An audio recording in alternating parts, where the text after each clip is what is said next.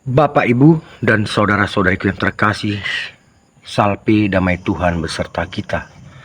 Hari ini kita bertemu dalam Renungan Harian Katolik, hari Selasa, 11 Maret 2025. Yang menjadi renungan bagi kita diambil dari Injil Matius bab 6, ayat 7 sampai 15. Saudara-saudari yang terkasih, dalam Injil hari ini, Yesus mengajar kita bagaimanakah berdoa itu. Dalam ajaran Yesus kali ini, Yesus sangat jelas bahwa berdoa itu tidak perlu bertele-tele dengan panjang-panjangnya kalimat. Tapi Yesus mengajarkan berdoalah dengan sederhana. Dan disinilah kita mendapat doa Bapa kami. Bila kita runut doa Bapa kami itu, jelas tampak di sana bagaimana di awal itu kita melakukan pujian, kemuliaan kepada Allah, kepada Bapa. Dan setelah itu kita diajak untuk merindukan datangnya kerajaan Allah. Yang dimaksud datangnya kerajaan Allah adalah bagaimana Allah meraja di seluruh dunia.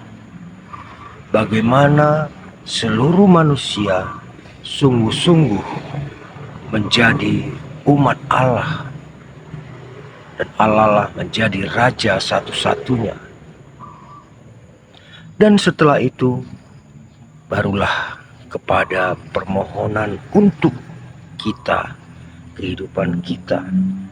Bagaimana kita memohon berkat dalam kehidupan peziarahan kita ini. Tapi Yesus juga mengajarkan agar kita memohon yang secukupnya. Sebab bila kita memiliki yang secukupnya, kita sudah dapat hidup.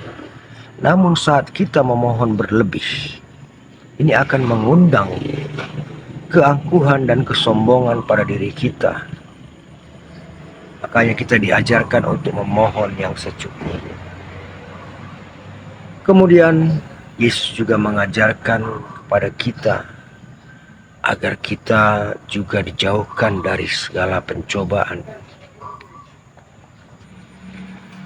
Hal ini untuk menunjukkan bahwa kita benar-benar sadar sebagai makhluk yang lemah, yang tidak kuat dengan segala pencobaan.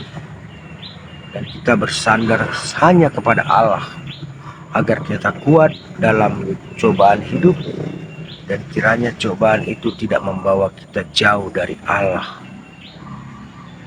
Selanjutnya kita juga diajak untuk memohon pengampunan dari Allah. Nah, saudara-saudari yang terkasih, disinilah saat kita mohon pengampunan dari Allah, Yesus mengajarkan agar kita lebih dahulu mengampuni sesama kita yang bersalah kepada kita. Sebab bila kita tidak mau mengampuni, Bapa pun tidak akan mengampuni kita. Disinilah kita diajak untuk mengampuni, sebab dengan mengampunilah kita pun akan merasakan damai. Tidak ada dendam dalam hati kita. Dengan mengampuni, kita mengungkapkan kasih cinta kita kepada sesama. Bila kita telah mengasihi sesama, niscaya Bapa pun akan mengasihi kita, mengampuni kita. Inilah hukum yang diajarkan Yesus kepada kita. Dan di balik itu ada makna yang tersirat dalam ajaran Yesus ini.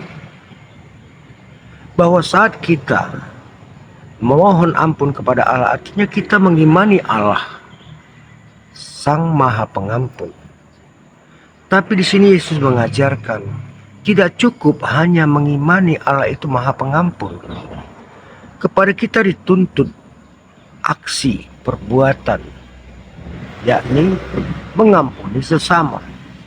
Artinya tidak cukup hanya iman untuk mendapatkan pengampunan dari Allah, tapi butuh perbuatan.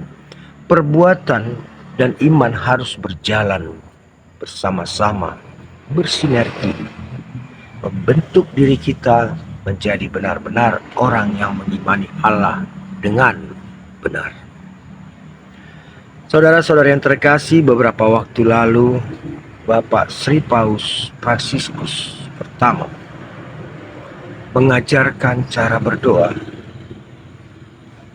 Bapak Sri Paus mengatakan, berdoa itu tidak perlu bla bla bla bla bla. Berdoa itu berdoalah dengan hatimu, bukan dengan bibirmu. Artinya, Bapak Paus Fransiskus mengajarkan kepada kita, mari kita berdoa kepada Allah dengan hati kita, bukan dengan bibir. Apa yang ingin disampaikan Paus Fransiskus kepada kita? Sesungguhnya Allah sudah tahu apa yang ingin kita ungkapkan. Jadi doa itu bukanlah untuk memberitahu Allah, bukan untuk mendikte Allah. Sebab sebelum kita berdoa pun Allah sudah tahu apa yang kita butuhkan. Doa itu bukan untuk memberitahu Allah apa kebutuhan kita, tapi doa adalah bagaimana kita membentuk relasi dari hati kita kepada Allah. Sinilah dapat kita lihat Allah itu adalah Raja Surgawi yang sungguh maha tahu. Berbeda dengan Raja Dunia yang sangat membutuhkan sanjungan, kata-kata yang panjang, pujian untuk membanggakan dirinya. Tapi Allah tidak membutuhkan itu. Allah membutuhkan relasi yang tulus dari hati manusia kepadanya, sehingga manusia itu semakin dekat kepada Allah. Sebab sebelum kita berdoa pun Allah sudah tahu apa yang kita ingin sampaikan, apa yang kita butuhkan. Berdoalah untuk membangun relasi, bukan untuk mendikte Allah. Nah, Bapak, Ibu, dan saudara-saudari yang terkasih, semoga dengan renungan hari ini kita mulai memahami bagaimana berdoa yang benar. Berdoalah dengan hati, bukan dengan bibir. Amin. Rahmat Tuhan beserta kita.